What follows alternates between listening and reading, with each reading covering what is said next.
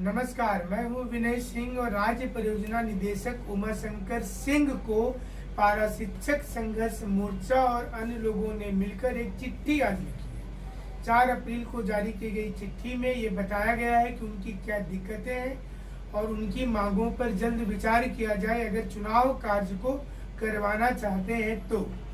हम आपको इस चिट्ठी के पीछे की गणित समझाएंगे तो खबरों में आप अक्सर नहीं देख पाते।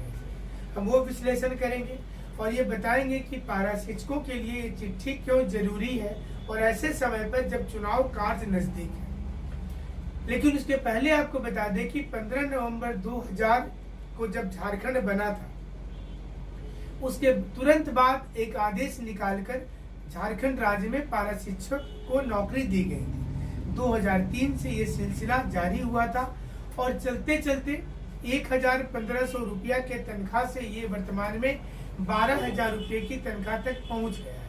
लेकिन साथ में कई सवाल भी लेकर के आया है। सवाल नंबर 1 कि क्या ऐसे ही 1,000-2,000 रुपये की बढ़ोतरी के साथ पारा शिक्षक रिटायरमेंट कर जाएंगे। सवाल नंबर 2 कि क्या बार बार आंदोलन होगा, आंदोलन के बाद आश्वासन मिलेगा और उन्हें सिर्फ 1 से 2,000 रुपये की बढ़ोतरी देखने को मिलेगी। सवाल नंबर 3 कि क्या फिर नई कमेटी बनेगी पारा शिक्षकों की, वो सरकार के साथ बार्गेनिंग करेगी और कुछ दिनों के बाद पारा शिक्षकों को लगेगा कि यह भी अष्टमंगल कमेटी के जैसी है तो वो इससे दूसरी कमेटी की ओर में चले जाएंगे। सवाल नंबर 4 कि क्या पारा शिक्षकों का स्थायीकरण कभी नहीं होगा।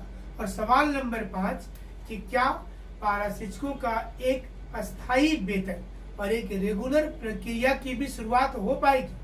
5 सवाल हमारा है और ये 5 सवाल इसलिए हमने उठाया क्योंकि 5 पॉइंट ही पारा शिक्षक संघर्ष मोर्चा ने उमाशंकर सिंह को लिखा है।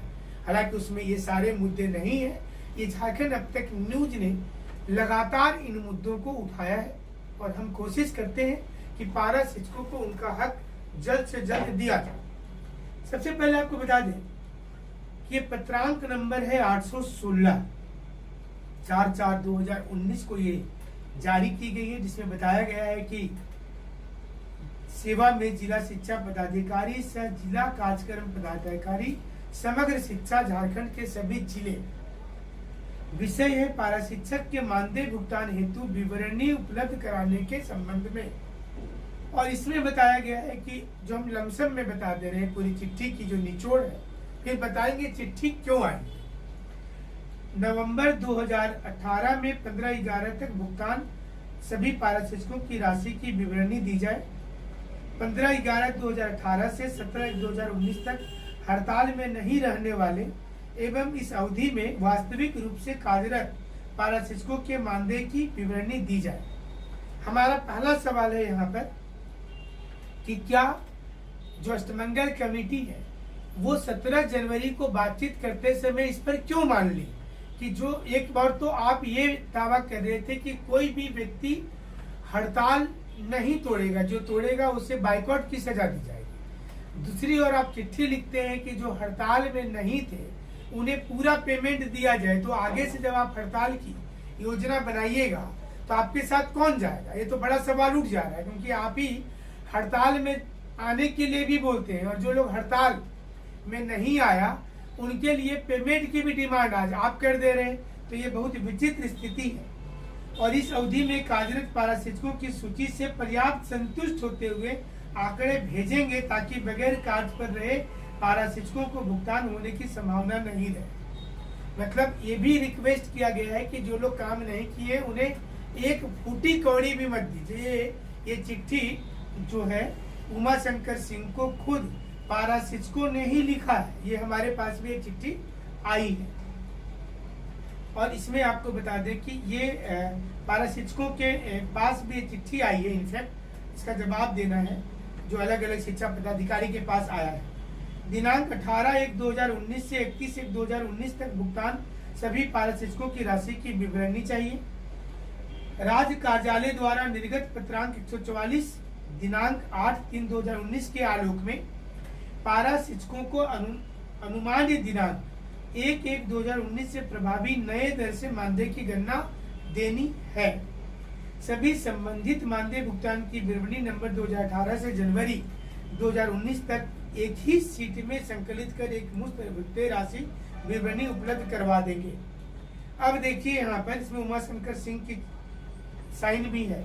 उमाशंकर सिंह ने ये चिट्ठी उस आलोक में भेजा जिसमें पिछले पत्रांक से पारा शिक्षकों ने एक चिट्ठी भेजी थी और उसमें डिमांड किया था, जो एक सप्ताह पहले हमने अपने चैनल पर दिखाया था।